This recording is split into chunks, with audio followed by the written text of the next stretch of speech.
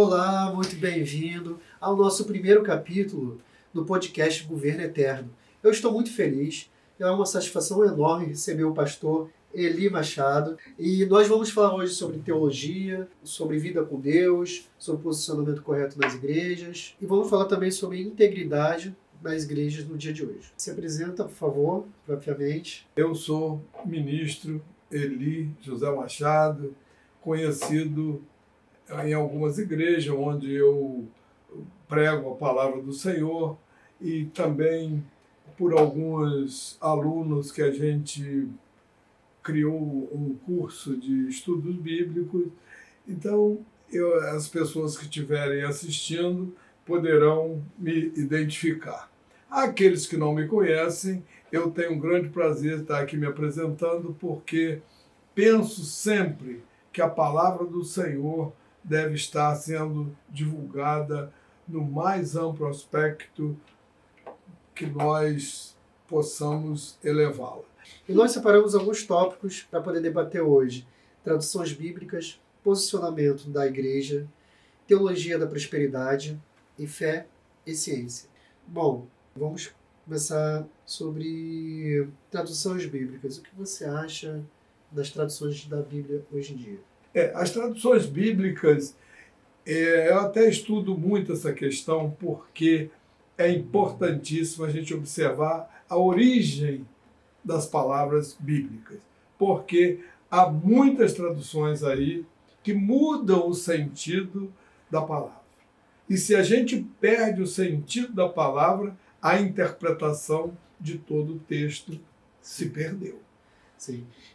Eu, inclusive, tem alguns estudos que eu tenho empreendido nesse tema, que é interessante que a tradução ela cria uma perca de sentido original, né? Você tem culturas diferentes, geralmente quando a tradução são pessoas com vivências diferentes, que normalmente são, que principalmente antigamente eram isoladas, né, uma das outras.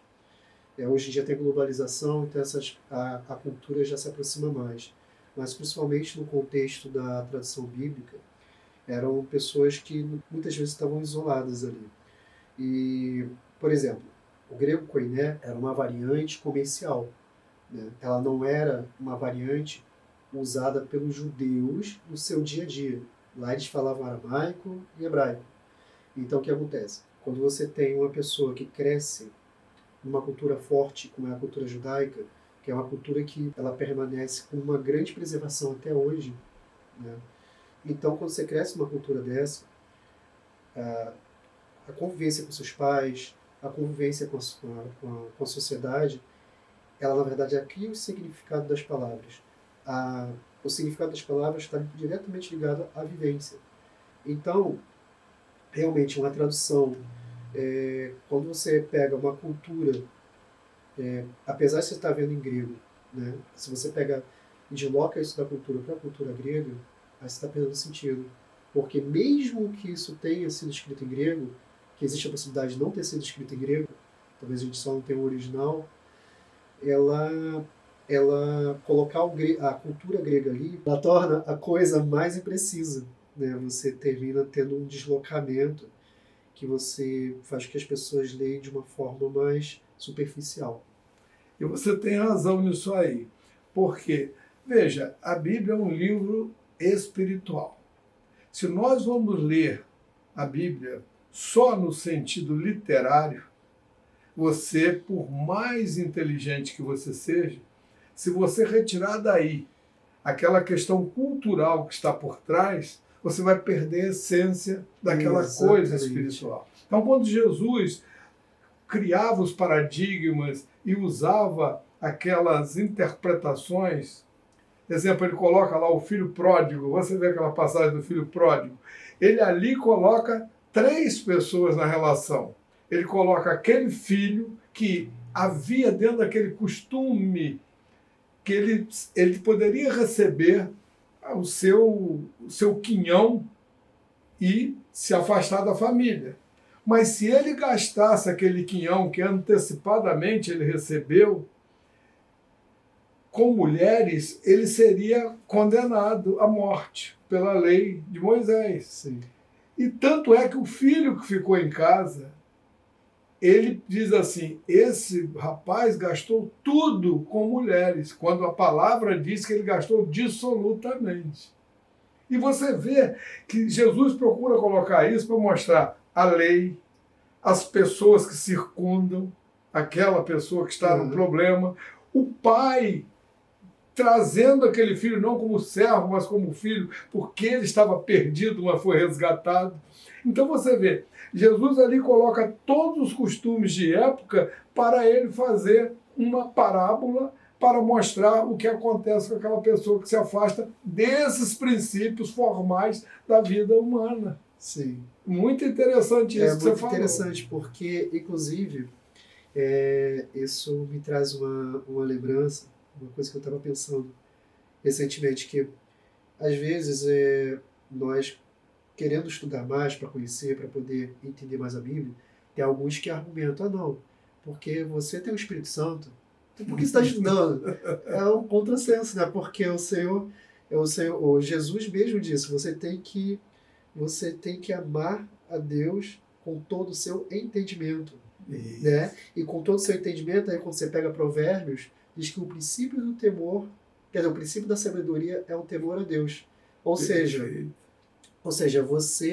se você não procura conhecer, se você não procura aprender mais, você está se tolhindo de repente ter um crescimento espiritual maior. Né? Porque você... Com certeza, porque você está deixando de aprender com o Pai. Porque Deus ele mostrou em todas as dispensações, desde lá do Éden, o que Deus vem mostrando? Que nós devemos ter um agir de conformidade com a dispensação daquele momento. Você vê, na dispensação passada, que nós estávamos sob a égide da lei, nós tínhamos todas as formalidades como sendo a sombra das coisas futuras. Então hoje, na graça, é uma revelação de Deus em Cristo Jesus para nós compreendermos sobre que égide nós estamos no momento, sobre que égide espiritual nós estamos, ou seja, debaixo de que manto nós estamos agora. Sim. Porém, se eu não consulto a Bíblia olhando de conformidade com esse entendimento momentâneo, que Jesus Cristo hoje é aquele que fala por Deus, eu começo a me reportar quando Deus falava por intermédio dos profetas.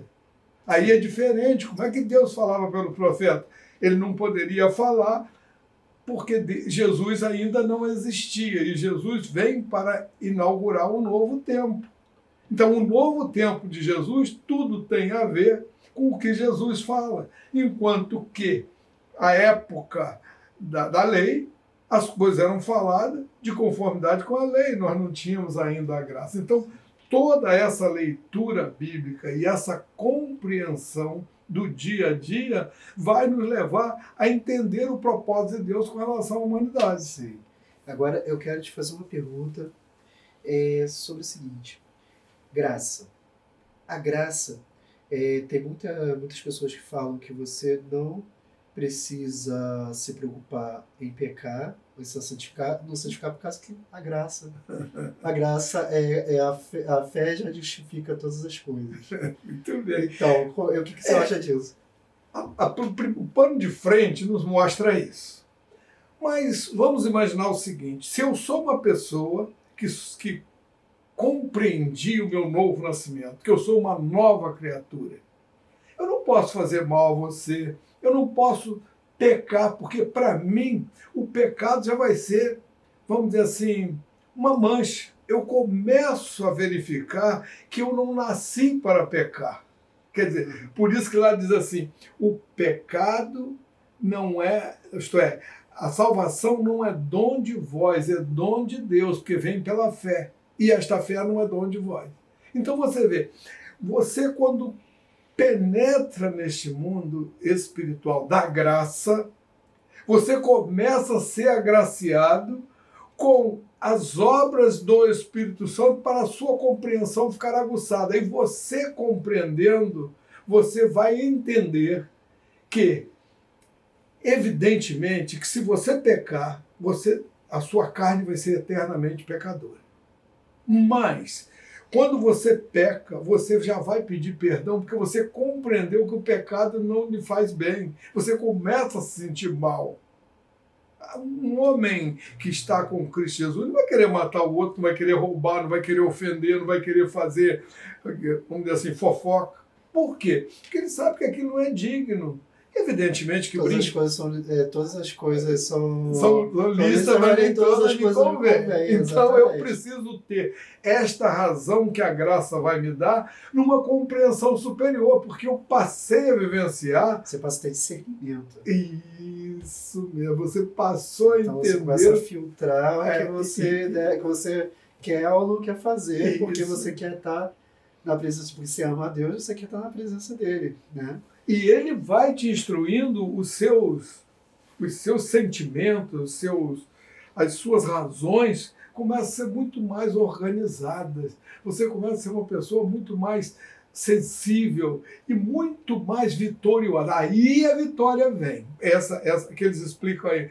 Mas eu vou trazer vitória para a sua vida. Você terá vitória por quê? Porque as coisas boas você deve fazer porque para elas você foi criado. Mas não é pelas coisas boas que você vai obter as coisas. Uhum. Então, vê como é diferente, né? Sim. Eu compreendi a razão de Deus. E aí eu vivo em espírito e em verdade. Sim. E as coisas de Deus passam a frequentar o meu dia a dia, a minha forma de agir, a minha forma de buscar, a minha forma de proceder. Aí a minha fé aumenta e ela entra em ação. Quer dizer, a fé em ação dentro da graça. Agora, por causa disso, eu tendo toda essa grandiosidade da graça, eu vou pecar? Exatamente. Não tem razão. Quando a gente... Sobre a graça, é interessante que tem aquele... Eu vou fazer uma pequena intercalação de versículos e aí eu vou perguntar o que você acha. Você tem um versículo que diz que a salvação não é por obras para aquele que se glorie. E tem outro versículo que diz a fé sem obras é morta. Perfeito. Só que, se você pensar profundamente no que significa você amar ao próximo e você não pecar contra o próximo, porque existe pecar contra Deus e pecar contra o próximo, né? A maioria das vezes significa que pecar contra o próximo significa pecar contra Deus diretamente. Mas quando você evita pecar contra o seu próximo, já é uma obra. Então, aí vem, que salvação é essa que não vem por obras? Porque se você encarar que as obras, que se você não faz obras e a salvação eterna depende disso, então você pode pecar à vontade. Mas, se você pensar que ele está falando, na verdade, de duas salvações, existe salvação eterna, né? que você vai ter a vida eterna, e existe uma salvação que é a libertação do pecado. Você é salvo da escravidão do pecado. E o que você me diz disso? Porque tem umas eu não sei se é o seu pensamento, mas existe muita igreja que, se baseando nisso, ela entende que você uma vez salvo para sempre.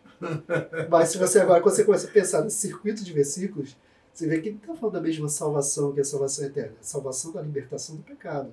Isso faz sentido para você? Muito. Muito sentido. E a explicação é óbvia. Veja bem, a salvação não é pelas obras, porque para as boas obras você foste criado. Sim. Então veja, quando eu compreendo o plano de salvação, que eu entendo e me integrei nele, eu estou...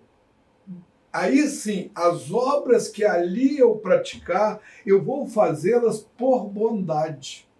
Eu vou fazer uma obra para te ajudar. Porque você foi liberto do pecado. É isso. E eu estou aqui querendo te ajudar, porque você é meu irmão, eu posso te ajudar, está na minha altura ou na minha possibilidade de te ajudar. Mas eu te ajudei não porque eu estou querendo obter a salvação, até porque eu já acredito que eu seja uma pessoa salva, eu não estou aqui fazendo uma barganha com Deus. Olha, eu vou fazer isso, eu vou abrir 10 orfanatos, 5 casas disso, 10 daquilo, para salvar pessoas, porque eu quero a minha salvação. Não, eu posso até abrir um orfanato, desde que eu esteja fazendo aquilo, olhando para a dificuldade das crianças. Aí é diferente. Então, olha, isso aqui são obras que eu estou fazendo por bondade. Então, agora, essa obra aqui que o apóstolo lá fala, ela está lá no livro de Tiago, que ele diz, sem obras é morta. Por quê? Imagina, eu estou seguindo Jesus Cristo em toda a sua plenitude. Eu não consigo expulsar um demônio, eu não consigo curar uma pessoa, eu não consigo fazer nada. Então me parece que a minha fé é morta, porque eu não faço nada. Agora, se eu chego e liberto uma pessoa, eu mostro à pessoa que ela tem que sair daquele local, ela tem que deixar de praticar aquilo, porque Deus vai curá-la, Deus vai resgatá-la, Deus vai fazê-la uma nova criatura, e eu começo a orar por ela e ela muda radicalmente. O que eu fiz? A minha fé fez obras. Sim. Então, é isso que a palavra esclarece. Agora, o que me adianta colocar toda a minha fé em ação e nada acontece? Modéstia à parte, vou falar com você, já orei por algumas pessoas, curaram até de câncer. Agora, quem sou eu?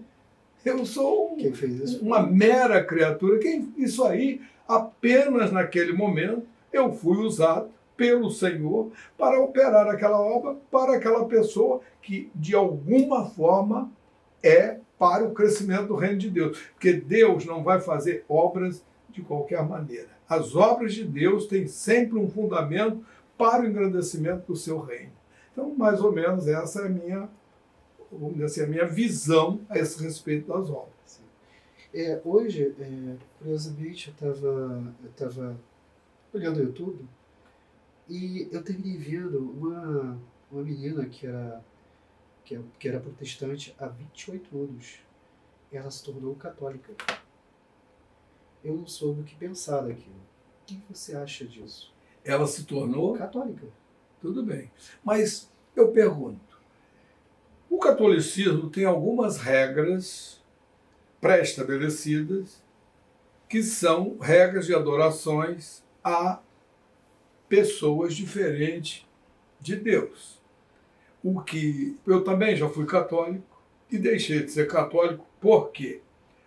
Por discordar de alguns princípios da religião católica. Exemplo, o apóstolo Paulo foi um dos maiores jesuítas que teve aqui na face da terra. Ele vira São Paulo e começa a ser endeusado. Ele começa a ser motivo de procissão na rua, isso e aquilo. Deus não dá essa condição do apóstolo Paulo intervir por mim a partir do momento que ele deixou esse mundo. Vamos falar aqui na pessoa mais gravosa da Igreja Católica, que é Nossa Senhora, a Virgem Maria. Ela foi, bendita sois vós entre as mulheres, grandiosa foi Maria, escolhida dentre todas as mulheres para ser a mãe de Jesus. Porém, quando ela adormeceu pela morte, ela está nas regiões celestiais, aguardando a volta de Cristo, porque é o único túmulo vazio. Então, Jesus declarou, entre o Pai e os humanos só há um intercessor. Ninguém chegará ao Pai senão pelo Filho. Então, como eu posso buscar uma terceira pessoa para resolver o meu problema? Então, me parece que esta moça que esteve na igreja evangélica voltou para lá. Porque talvez ela não teve os esclarecimentos necessários a compreender qual é o grande portal espiritual em que nós vivemos. Mas aí que entra um fato interessante, que são aquelas pessoas que dizem que a gente não precisa aprender nada que o Espírito Santo estuda, né? Aí daqui a pouco quando eu falei na frente, você tem um caso desse, né? Que a pessoa fica totalmente desinformada e aí fica à mercê de tudo quanto é... doutrinas que a pessoa não, infelizmente, não se desenvolveu. Olha o que o apóstolo Paulo diz lá no livro de Coríntios. Ele diz assim, com leite vos criei, dei dons à igreja, para que você seja aperfeiçoado. Essa perfeição, então veja bem, eu recebo dons, eu participo dessa igreja, eu me crio ali nessa igreja, cresço e chego à altura de um varão perfeito. Aí cheguei ali. Para que eu cheguei ali? para que eu possa ser um grande adorador, porque Deus nos criou para ser adoradores dele. Aí eu chego naquele apogeu, para quê? Para eu adorar amanhã mais do que eu adorei hoje, depois da manhã mais do que eu sou um adorador. Então me parece que o que falta, talvez, para que a igreja evolua e as pessoas comecem a ter uma consciência do que é efetivamente ser cristão, é colocá-los com responsabilidade. Você está dentro da igreja, você precisa aprender o que são os dons espirituais. Por isso que eu digo, não viu o portal espiritual de Deus. Quando você enxerga Deus na sua magnitude, na sua grandeza, na sua certeza, você começa a entender que ele é indefinível, indescritível, que ele é algo que o próprio judeu nunca definiu Deus, ele nunca teve uma definição. Então eu estava fazendo essa imersão judaica, né? Eu fiz algumas. Eu estudei com o pessoal que são os judeus ortodoxos, né? Com rabinos mesmo. Esses judeus ortodoxos, eles são descendentes culturais dos fariseus, do mesmo que ensinou Paulo, do mesmo que contendia com Jesus. Então, para entender bem qual era o tom ali, o que acontecia ali. Mas eles têm umas ideias bem interessantes também. Nem tudo é... Que negócio, né? Nem tudo a gente ignora. É claro, além de que Jesus falou, fazei tudo que eles dizem, só não faça as obras deles. Isso aí. Não é? Isso então, aí. ou seja, nem tudo ali você condena. Pode jogar fora. Muito sentido. Por exemplo, isso sobre Deus, eles têm uma ideia interessante que é o seguinte. Deus criou todos os conceitos. Tá? Deus criou a forma que você pensa. Deus não se sujeita ao que ele criou. Deus é mais poderoso do que ele criou. Então, o tempo. Porque 1000 anos é como um dia é como 1000 anos. E Deus está fora do tempo. Deus não está sujeito ao tempo. O que é isso? Está fora da nossa capacidade mental de entender que é uma coisa fora do tempo. Poder conceber. Tanto que Deus fala, eu sou. Fala para ele que eu sou o eu sou. Ou seja, porque está fora do tempo. Outra coisa, por exemplo, a ideia de... Até tem um rabino que fala uma coisa interessante, ele criou um vídeo falando assim, Deus não é amor. Por quê? A ideia é o seguinte, Deus criou o amor. Então, o que ele sente, o que a gente tem é só uma aproximação. Essa palavra amor é só uma aproximação. Agora, o que ele tem é algo inimaginável, que é nesse sentido, porque ele nos deu a capacidade de pensar até um ponto, é nesse sentido, mas é uma coisa inimaginável, não dá para entender. Provavelmente é como assim, você tem ali uma poça d'água. É o que até onde chega o seu amor. O amor de Deus seria como se fosse uma catarata. Uma catarata não, qual é o nome? Uma cachoeira. Uma cachoeira, algo gigantesco, entendeu?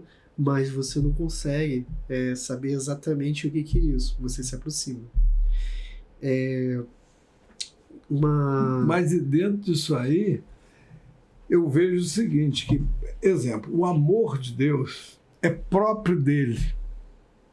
Como é uma propriedade exclusiva de Deus, você apenas vai lá captar de conformidade com o seu sentir.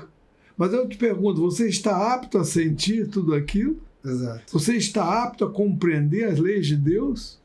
Então Deus é algo que nós pegarmos o amor como parâmetro, nós vamos pegar todos os fundamentos de Deus. Ele é a essência, ele é o manancial. Sim. Então nós temos que ir lá tentar buscar um pouco daquilo que a gente consegue, que nós humanos conseguimos absorver daquilo. Captar. Sim. Mas sempre nos colocando nessa pessoa que precisa de. Sim. Você vê quando ele diz para Josué, medita a minha palavra de dia e de noite.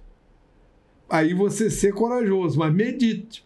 Então você vê que essa meditação traz o quê?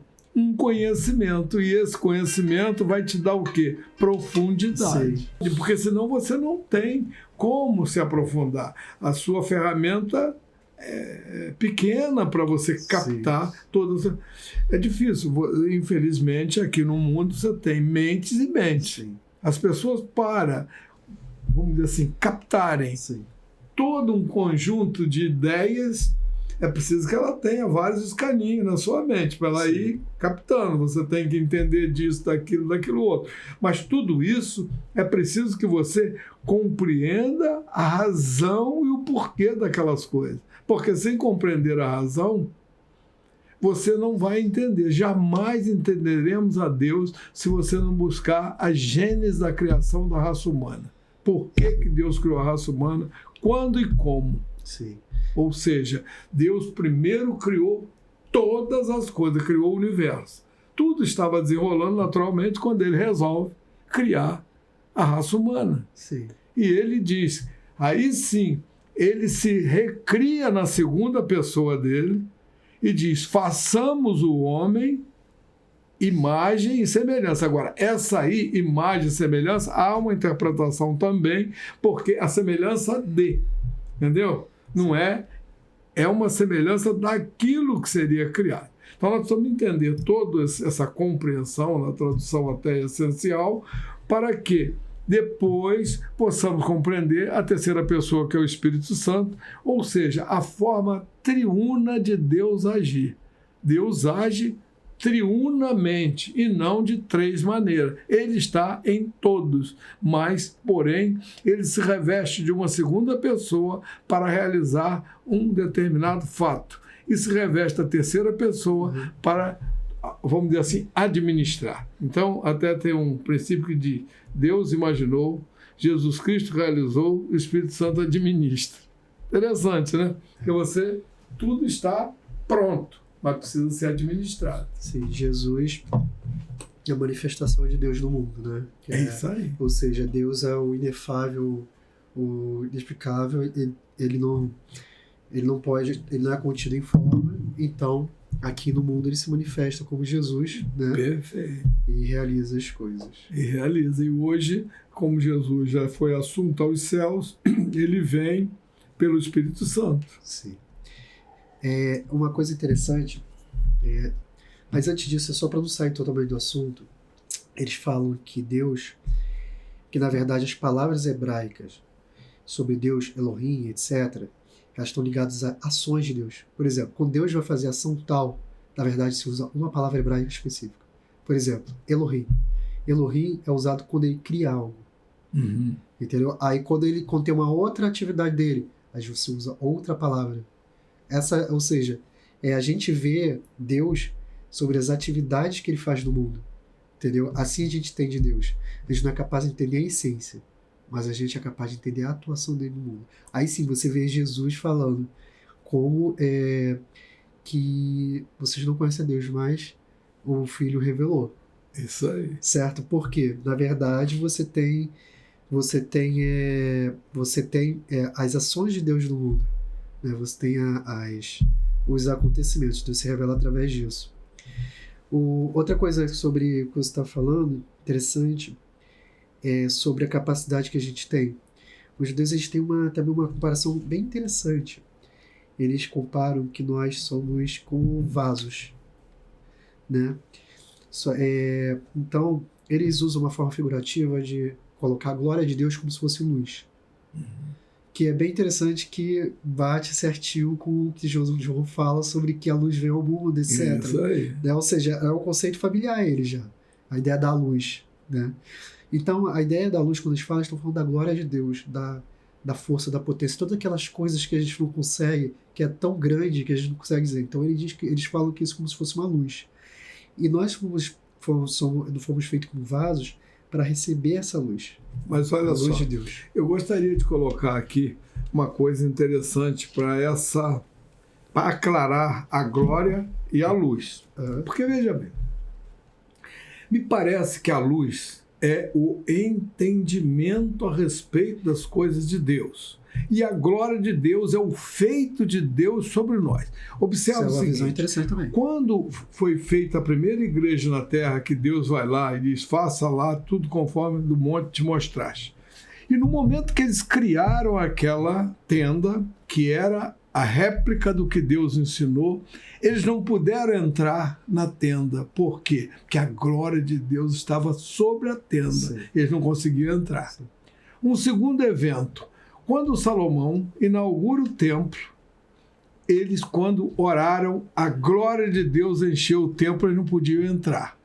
Se você vai olhar em Apocalipse, está lá.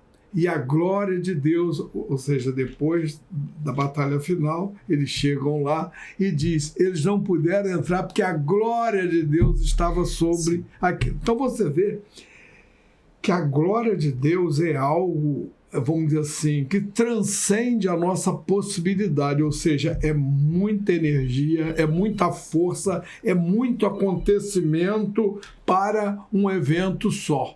Então, é preciso que nós possamos entender que Jesus, ele nos traz a luz, ou seja, a clarividência dos fatos, para que enxerguemos o plano de Deus. Sim. Agora, com isso, nós podemos obter a proteção de Deus e estarmos aptos a receber a glória de Deus quando nós entrarmos no futuro na Jerusalém Celestial. Porque diz aqui só entrará quem tiver a luz própria. Então você vai ter aqui as luzes necessárias e a clarividência necessária para você entender esse mundo vindouro e saber que a eternidade tem alguns requisitos. Por isso é que muitos dirão, Senhor, Senhor, digo, aparta-te de mim. Está lá escrito. Então nós temos que compreender essa grande, vamos dizer assim, essa grande situação que é o homem diante de Deus e das coisas que Deus a nós preparou. Para que e observando sempre os tratados bíblicos, para que a gente não atropele a própria situação de Deus. Sim. Então é importante esse assunto. Eu gosto de abordar essas coisas que são interessantíssimas para o nosso crescimento espiritual. Sim, com certeza. Essa da parte da luz, ela tem, eu acredito que ela tem amplo significado. Tá? Por exemplo, você vê que Jesus, no Apocalipse, ele aparece como alguém tendo olhos como chamas de fogo. Isso aí. A ideia da luz, ela tem a ver também com poder. E, por exemplo, a luz emanando do sol é muito poder, é muita energia. Isso. Então, por isso, eles comparam a luz culturalmente também com o poder de Deus. Ou seja, você tem essa e é poder. Você tem essa comparação que que Deus ilumina o caminho, que você tem a luz vem sobre todo homem, ou seja, que ele esclarece, mas você também tem essa outra nuance que é o do poder. É o poder de Deus, por exemplo. A luz que vem a todo homem também tem a ver com o Espírito Santo. Isso. Entendeu? Então, é uma coisa... Por que eu quero entrar... Estou trazendo esse negócio dessa ideia, desse conceito judaico? Porque eles têm uma ideia muito interessante que é bem compatível com o Evangelho. Que quando você vai pecando, você vai se enchendo de cascas. Então a luz deixa de chegar. Você está entendendo? Quanto mais você peca, mais cascas. Então significa... E quanto mais escuridão, mais você pega, você está coberto do Espírito Santo. Luz, Ou seja, se for pensar matematicamente, é uma coisa quase exponencial. Ou você está exponencialmente crescendo, ou você está exponencialmente caindo. É interessante isso. Interessantíssimo. Mas não foge da realidade, não. Não, de forma nenhuma. O pecado afasta o homem de Deus. Sim, sim. Porque está lá escrito. Exato. E é interessante que... Por que eu penso muito nessas comparações judaicas? Porque, na verdade, você tem uma situação que Deus, por exemplo, ele se traduz em coisas entendíveis para esse mundo. Então, até um fato interessante que Jesus disse para os judeus naquela época. Vocês sabem da verdade.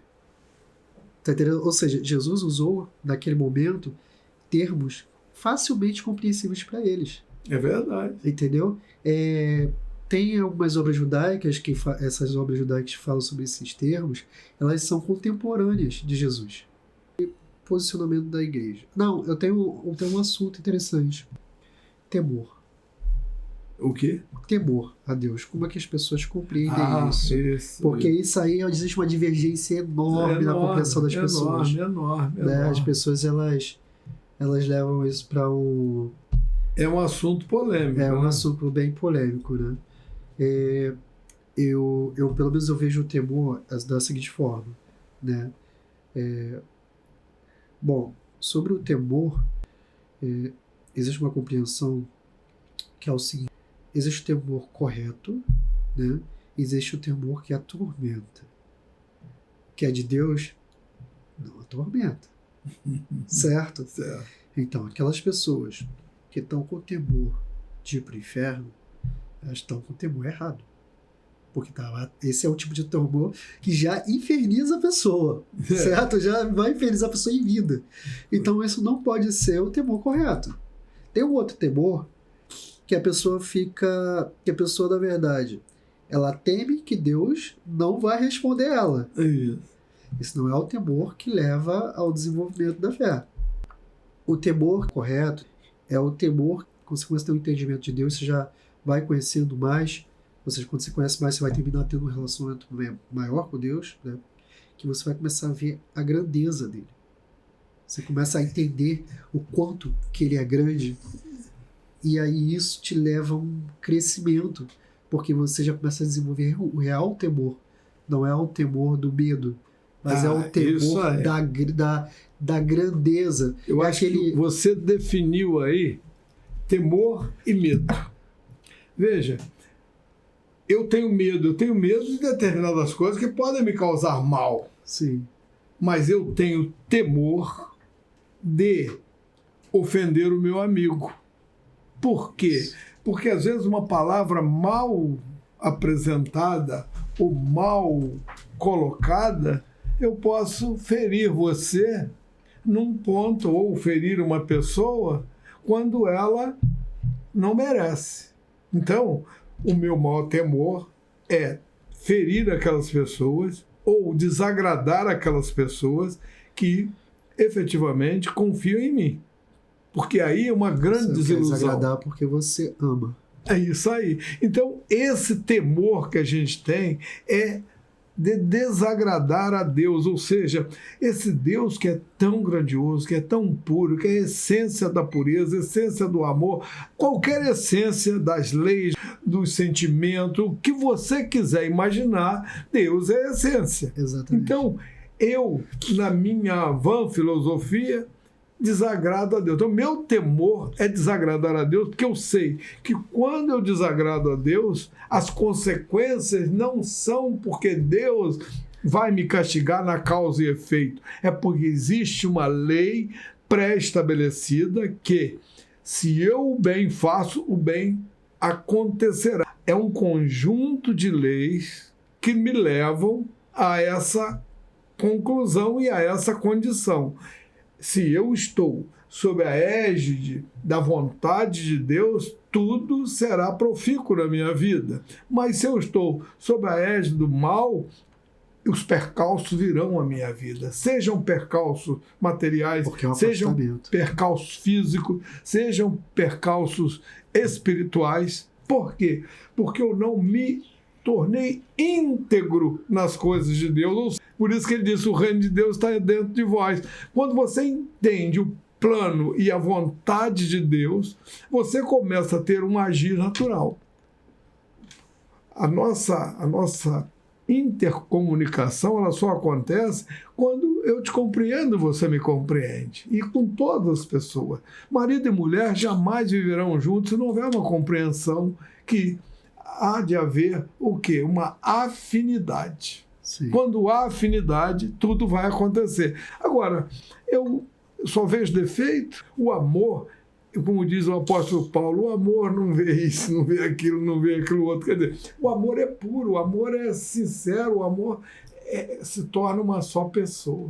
Então é isso que quando nós nos tornamos uma só pessoa com Deus, por isso que Jesus diz assim, eu estou no Pai. Se você estiver em mim, nós estamos no mesmo, ou seja, ele é a videira verdadeira, de lá vem o quê? A seiva para nós todos. Então, esse é o elemento que eu acho que falta nesta compreensão.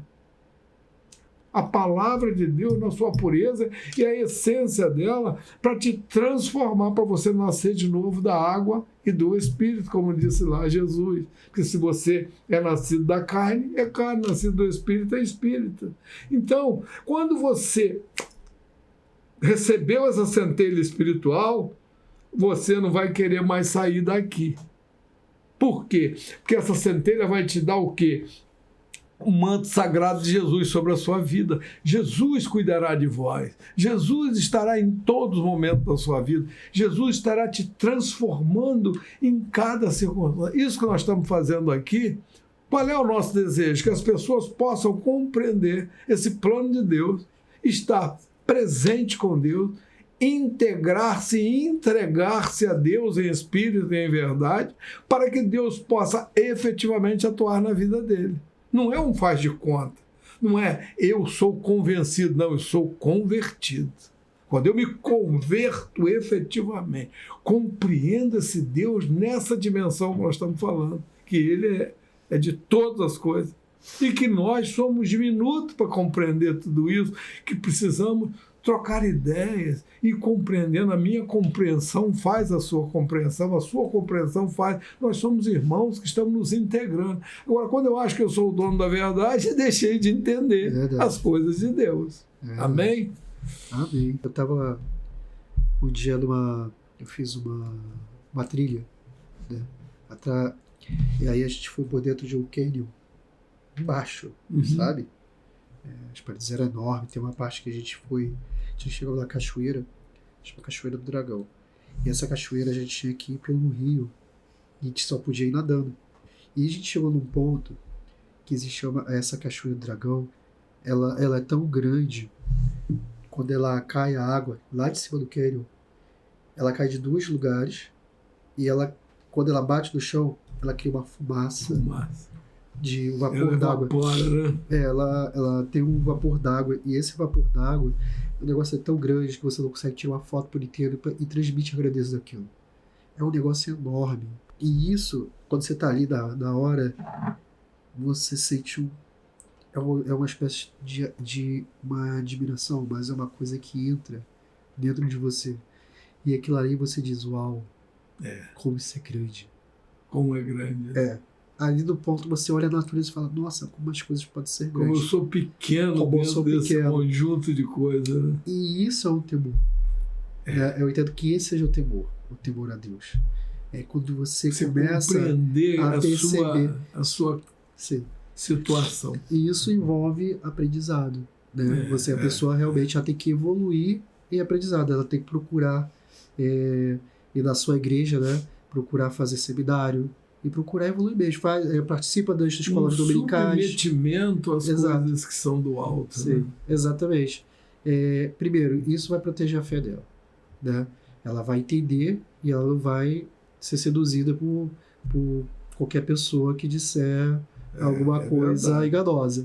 E outra, que isso ajuda ela a ter esse temor. Né? Não é a única coisa que provoca o temor, que a gente tem o Espírito Santo. Mas com certeza isso é um caminho que a pessoa ela ajuda muito ela a crescer, né? Então é bom porque se você não tem esse temor, você não está reconhecendo a grandiosidade. Como você falou lá no negócio da água. Eu me vi ali tão pequeno que eu fiquei assim aturdido por aqueles fatos que me circundavam. Então, a mesma coisa é a grandeza de Deus. Quando você vê que você é uma centelha da grande força que é Deus, você diz, poxa, eu sou tão pequeno que eu preciso me render a isso. Porque o que me parece que as pessoas que não creem, elas se acham sobre o bem e o mal. Elas acham, eu sou agnóstico, eu sou ateu. O que ela pensa da vida dela? Ela acha que ela nasceu dela mesma e ela resolve todas as coisas por ela mesma, que não existe lei, não existe regra. Por tudo que você estudar, tem uma lei por trás. Se você observar que os animais procriam dessa maneira, que os vegetais são dessa maneira que eles se desenvolvem, tudo que você analisar, você vai ver uma regra. E por trás disso, tem alguém que estabeleceu essas regras. Sim. Então, essas pessoas, por mais cultas que elas sejam, parece que elas não param em momento algum para verificar que algo diferente tem nesse céu aí. Quer dizer, no céu que eu digo, como o espanhol diz, né? Entre o céu e a terra, mais coisa que nossos aviões de carreira. Então, é preciso que a gente entenda essas coisas para você compreender que você é dependente desta razão maior que é Deus. Aí é o temor. Porque você compreendeu a sua dimensão dentro desse universo de coisas. Sim. E aí você se rende a Deus. É o temor. Não é medo, é razão. Exato. Agora eu queria falar sobre ciência e religião. Esses questionamentos dos ateus, eles falam, porque o universo já existe há muito tempo, porque como é que pode ter tido criacionismo e o universo? Aí eu queria que você comentasse sobre. Veja bem, você vê que a própria Bíblia nos revela isso. No princípio criou Deus todas as coisas, o céu, a terra e tudo que nele é. No meu entendimento, Deus criou todo o universo, estabeleceu todas as leis, todas as regras. Sim. E dentro desse universo havia um sistema solar, onde tem aqui os planetas. Mercúrio, Vênus, Terra, Marte, Júpiter, Saturno, Netuno, Plutão. E ele escolhe a Terra como o berço da humanidade. E você observa que quando os astronautas viajam, eles lá de cima olham um único desses planetas desse sistema solar que é iluminado, que é azul, que é bonito, é a Terra. Os demais não têm essa mesma. E as sondas que andam por aí, mandadas pelos satélites americanos, até russos, até agora parece que chineses também estão mandando, eles vão lá e verificam que lá é um abismo. Sim. A Terra era abismática. E havia trevas sobre a face do abismo. Então, a atmosfera da Terra é una.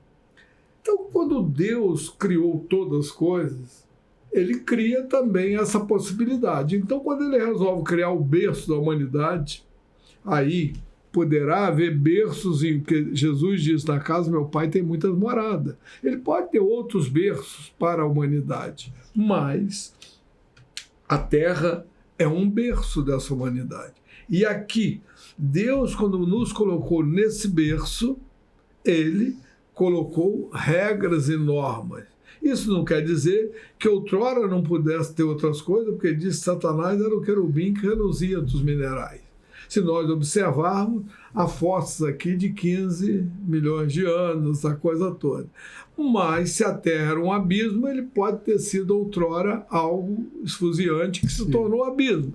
Mas isso tudo me parece que a Bíblia conta a história da humanidade atual. Sim. Se algo havia de pretérito, não nos está revelado na Bíblia. E nós fazemos parte desse contexto bíblico. Isso faz todo sentido. Entendeu? Inclusive porque eu também tenho essa percepção, e quando você começa a trazer do hebraico, isso fica mais claro. Quando você consegue ver toda a Bíblia lá em Gênesis. Olha só. Tudo. Você desenrola tudo dali, quando você tem o hebraico. Por exemplo, no princípio, a ideia do hebraico é justamente como a ideia de dentro de. Não é porque o pessoal geralmente lê no princípio como startou ali. Isso. Mas é como se dissesse no capítulo. E no capítulo. Está dentro do capítulo. Naquele início. Está dentro do capítulo. Então, quando Deus criou a ideia o Gênesis, ele colocou aquilo de uma forma que fosse explicado atemporalmente para todos os seres humanos. Com certeza. Então, se Deus criou o homem do barro, ele não ia falar para um povo que não entendia, pudesse não ter o entendimento, eu criei ele através do DNA, das moléculas da guanina, etc. Tal. Para certas pessoas, isso ia ser impossível de compreender. Não é o objetivo da Bíblia ser impossível de se compreender. Pelo contrário, ele fez coisas que fossem compreensíveis por todos os seres humanos de todas as épocas. Né? Então, tanto que quando você vê ali no início, no princípio, aí você tem até o primeiro, antes tem uma parte que ele cria o Sol e cria o dia e cria a noite. Isso, ali Mas antes dele... não tinha tempo. Então, como é que você ia contar o tempo? Então, quanto tempo o primeiro dia? Isso aí. Então, mano, aqui abriga bilhões de anos, pode abrigar inclusive o Big Bang. Porque assim, se Deus cria o Big Bang, e ele já é autor do Big Bang, e ele calcula, vou dizer que ele projetou o Big Bang para criar para poder nascer todo o universo. Isso. Ele é autor do resto do universo também. Porque ele planejou que aquilo acontecesse. Porque já tinha uma lei que ia... Então tá, ele criou o ser humano, tudo aquilo. Ele criou o ser humano, criou tudo, porque ele criou a partir do plano dele, do plano inicial, e pegou, explode o Big Bang, explodiu. E a partir daí foram aparecendo os planetas, não sei o que e tal. Mas ele é o autor. Porque já estava tudo programado. Ele programou. Essa partícula vai para lá, essa partícula vai para cá. Ou seja, no final, tudo está... Essa bagunça se organizará. Porque eu dei regras para isso. Né? E a história, ela conta uma verdade, conta a verdade, que o homem foi criado a partir de Deus, Deus criou o homem, né, sua imagem e semelhança, e também abriga a ciência, não tem problema nenhum quanto a isso. Outra coisa que eu chamo a atenção nesse sentido é que se você pegar a história da humanidade, e comparar essa história com a Bíblia, você vai ver que todos os fatos têm correlação. Outra coisa que eu chamo a atenção, só para análise, eu digo, as pessoas precisam analisar alguns pormenores para que ele possa ir sedimentando a sua fé. Exemplo, a Eva foi criada da costela de Adão. Adão tem menos, todo homem tem menos uma costela do que a mulher. Sim. Isso é científico. Sim.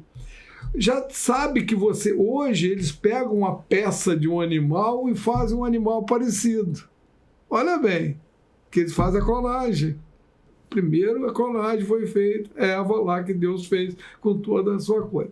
Você olha, por exemplo, Noé, o mundo tem ali a arca Noé. Por que Deus escolheu Noé? Porque era um homem bom? Não, Deus escolhe pessoas às vezes que não valem nada e transformam. Mas Noé foi escolhido porque ele era descendente direto de Adão. E o seu descendente pisará a cabeça da serpente. Aí você tem cá, descendente de Adão, com Sete Jafé, que vai dar Jesus lá na ponta. Então você vê pela descendência de Jafé. Então você vai observando que tudo há uma correlação da história bíblica com a história da humanidade. Você vê que tudo foi acontecendo para um propósito e aperfeiçoamento.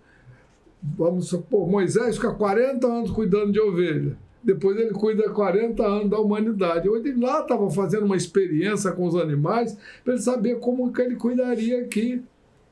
Deus foi preparando as pessoas. Então, tudo Deus vai fazendo e vai aprimorando. Aquele pessoal lá que eram trogloditas lá atrás, o homem era troglodita, ele não tinha conhecimento de nada, Deus os tratava com uma certa severidade maior. Hoje, Deus já disse, meus verdadeiros adoradores me adorarão em espírito e em verdade. Por quê? Porque nós estamos na era espiritual. Paulo diz assim, porque a lei do pecado da morte... Porque são necessidades diferentes em tempos diferentes. Isso aí. Então, nós fomos abolidos da lei do pecado da morte, porque nós hoje somos espírito e vivemos na graça. Então, você vê que lá em Romanos 8, ele fala de forma clara. Então, você vai vendo que Deus vai preparando a humanidade para uma evolução natural. Agora, que o início, as coisas vão acontecendo sempre da mesma maneira, vão. Agora, como nós falamos aí, quando o início criado, eu acho que Deus criou todas as coisas. Então, me parece que a ciência, às vezes, quer tomar para si. Sim, mas não tem como... o que acontece que a ciência não esquece. Eu não sou anticientista, não, tá? Inclusive, minha área de formação inicial é científica. Claro, mas a ciência é perfeita. Sim. Deixa eu só colocar um parênteses aí. Eu acho que a ciência é perfeita, por quê? Porque nós temos as coisas espirituais e as coisas naturais. As coisas naturais e materiais são regidas pela lei da natureza. Sim. Essas são estudadas. Sim. Agora, a espiritual deve ser observada. Sim, sim. Inclusive, Como eu estava dizendo, eu não sou anticientista, estou deixando claro para os ouvintes, né? A questão é o seguinte, vamos lá. Você tem o Big Bang. O Big Bang, eles dizem que é o início de todas as coisas. Mas espera aí, se você pensar o Big Bang, tem que ter sido eterno. O que tem atrás? Que tem, ou você tem um grande universo que se fechou de novo no Big Bang e depois aí sabe de novo. Aí você tem uma sanfona. Mas e antes? Você entendeu? Tem alguma coisa de eterno para trás. Não tem como negar isso, né? Você chega a um momento que não existe o tempo. E você começa a ter pistas do Criador. Certo? Então, seja lá o que aconteceu antes, o método que Deus criou a gente, se foi através do Big Bang, ele planejou tudo, então ele se torna realmente, ele não deixa de ser o autor. Isso só mostra a grandeza dele. Por exemplo, se ele criou a evolução, pois bem, maravilha, a gente vê o poder, a evolução é uma espécie de aprendizado. Você tem, além da sua capacidade mental, que Deus criou o cérebro, o nosso cérebro, etc., ele criou um sistema de aprendizado para a natureza. Isso já mostra a grandeza dele. Isso aí. Ou seja, qualquer lugar que você vá, quando você começa, você deixa de observar superficialmente, você começa a aprofundar, você encontra Deus. É interessante que vários cientistas, eles acreditavam em Deus. Newton, você já deve ter ouvido falar de Newton, da gravidade. Um dos maiores, criou conceitos que existem até hoje. Newton, ele acreditava em Deus. O pai da mecânica quântica, Heisenberg, ele acreditava em Deus. As grandes mentes, muitas das grandes mentes, esse pessoal acreditava em Deus. É interessante porque aí o pessoal pega o cientista de hoje, esse cientista era um cientista inteligentíssimo, ele não acreditava em Deus. Agora eu esqueci o nome do cientista, mas é um físico. Mas, enfim, você tem muitos outros que também são muito grandes que não acreditam em Deus. Paulo, quando ele fala de Deus, ele chega lá e via vários deuses. Ele disse, mas eu estou aqui pelo Deus desconhecido. Porque, veja só, crer em Deus é uma situação que a gente precisa definir também essa crença. Sim. Eu creio num Deus, mas que Deus é esse? Deus antes era o pai de Abraão, de Isaac, de Jacó. Esse Deus hoje é o pai do nosso Senhor e Salvador Jesus Cristo. Eu preciso entender esse Deus com essa dimensão e essa cronologia bíblica. Porque senão eu posso crer num Deus que às vezes não é o Deus que deve ser para mim enquanto humano. Veja você, em todas as religiões do mundo tem milagres. Por quê? Porque existe a força negativa poderosa. Se você achar que esse copo d'água aqui vai te curar, você começa a crer que esse copo d'água cura, esse copo d'água vai curar. Porque tem uma coisa mental também que você pode... Não, porque você vai atrair para ali o quê? Uma série de fatores e de consciências espirituais negativas que vão atuar na sua vida para você passar a acreditar nisso e desacreditar de Deus. O grande poder do satânico é atuar na mente, porque ele muda a razão da sua mente para acreditar em fatores que estão fora da razão de Deus. Aí você crê que há um Deus, mas qual é esse Deus que eu creio? É preciso que seja bem definido, por quê? Porque senão eu vou buscar, vamos dizer assim, milagres, como eu já fui e já assisti, o cara vai, abre o olho da pessoa, corta lá e põe e tal, depois o cara começa a enxergar. Pô, peraí, o outro corta o seio lá, tira um quisto e passa a mão, parou de sair sangue. Então isso tudo há as magias negras, há uma série de coisas que nós precisamos compreender que a força do mal, ela é tremenda.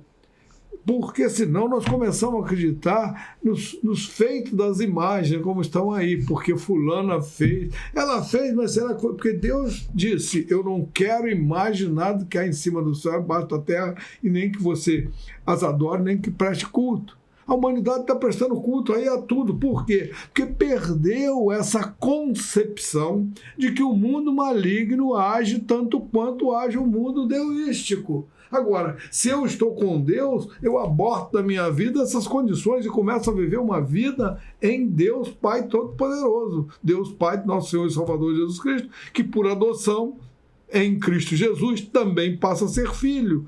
Se eu não tiver essa compreensão essencial, eu posso até ser um milagreiro, mas seria um milagreiro fundado em que espírito está por trás disso? Até nós podemos fazer um dia aqui um estudo sobre o espírito que está por trás das coisas. Observa a questão espiritual. Eu tenho uma fazenda aqui no interior do estado do Rio. E lá eu fazia retiros evangélicos. Sim. Num determinado retiro, eu chego lá, entrei na varanda da minha casa, está uma pessoa lá com a criança. E eu tenho um olhar muito perceptível quanto às coisas malignas ou benignas. Deus me deu essa condição. E eu olhei aquele menino e vi que havia algo muito estranho nele. E aí, eu fiquei na minha, não falei nada. Fiquei observando o garoto, o pai e a família. Falei, aqui tem algo altamente estranho. Quando foi, passamos lá para outra parte da piscina, onde tem o campo de futebol. Chegou lá, eu cheguei lá, o garoto estava jogando, mas o garoto jogava mal demais. E o pai ali aplaudindo e tudo. Aí eu falei assim, você gosta de ver o seu filho jogando, né? Já para provocar. O que ele falou para mim? Ele falou, vou te contar. Esse meu filho estava dando um ataque epilético por dia. Depois começou a dar um ataque epilético por hora. Problemas mentais terríveis. E eu fui a tudo que me mandaram ir. Até que fui a um pastor que chegou para mim e falou, olha, esse menino é muito sensível espiritualmente. Eu ia a todo lugar, nada foi resolvido. Esse pastor falou, você tem que sair da casa do seu sogro. Porque eles vieram lá de Luanda quando invadiram lá, eles tiveram que vir embora e ele ficou morando na casa do sogro, ele era de origem portuguesa. E na casa do sogro, o sogro como português, cheio de imagens lá. Esse garoto não suporta isso, porque por trás dessas imagens há forças altamente negativas que não são compatíveis com a sensibilidade dele. Se o senhor alugar uma casa limpa, manda pintar, não bota nada e leva esse garoto para lá, que ele vai... E eu fiz isso e o garoto curou-se. O garoto, por isso a minha admiração dele agora está começando a vida dele, porque durante toda a infância dele até agora eu vivi nessa via cruz. E isso é verdade, sabe por quê? Porque eu verifico que pessoas que foram sensíveis espiritualmente, até pertenceram a Umbanda, pertenceram a Centro Espírita, elas vêm e vamos dizer, se arrependem daquilo, elas se tornam um baluarte. Recebem rapidamente a espiritualização, porque elas são sensíveis, elas foram atacadas lá, mas se você consegue libertá-las, elas se tornam pessoas grandiosas. Ela consegue perceber facilmente a presença de Deus. É, com certeza. Elas tanto foram, elas estavam buscando... Ou seja, as tem dons que estavam sendo usados de forma errada. É isso aí, isso aí. Exato. São grandiosas coisas, porque todos nasceram para a salvação. Porém, Jesus disse, deixa que o trigo cresça junto do joio. Por quê? Aqueles que não querem receber o plano salvático de Deus, que é a transformação, o nascimento de novo, o novo nascimento, ele continuará. Nele habitará espírito que não é de Deus. O Espírito de Deus só vai habitar naquele que realmente compreendeu e aceitou Jesus Cristo como Senhor e Salvador. Mas isso é que eu digo, conversão. Você precisa conscientizar as pessoas disso aqui. Quando ela se conscientiza e que ela passou a acreditar nisso, mas nesse Deus grandioso, indubitável, certo, capaz de todas as coisas, aí você conseguiu a conversão. Eli, muito obrigado. Que Deus te abençoe. Muito feliz de você estar aqui. Isso é muito sincero. Quer deixar suas últimas palavras?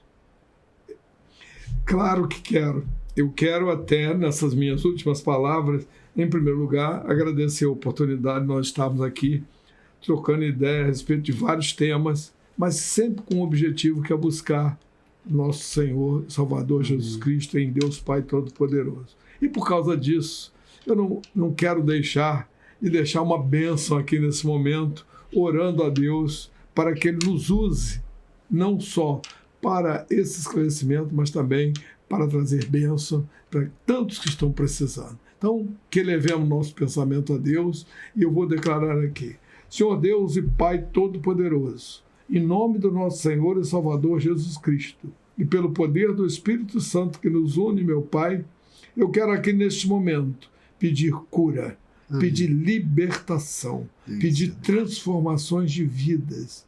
Quantas pessoas estão nesse momento, meu Pai, em grande dificuldade? Quantas pessoas estão neste momento, Pai, desiludidas? Quantas pessoas estão descrentes? Quantas pessoas estão pedindo a sua presença? Meu Pai, seja por tristeza, seja por alegria, eu quero que neste momento o Senhor esteja abençoando a todos, o Senhor esteja curando, o Senhor esteja transformando. Pai, que teu corpo em sacrifício, que teu sangue da nova comunhão possa neste momento operar sobre todos nós, para que o Senhor seja tudo em todos. Por isso nós te agradecemos em nome do Pai, do Filho e do Espírito Santo. Amém. Obrigado, você ouvinte. Até o próximo capítulo.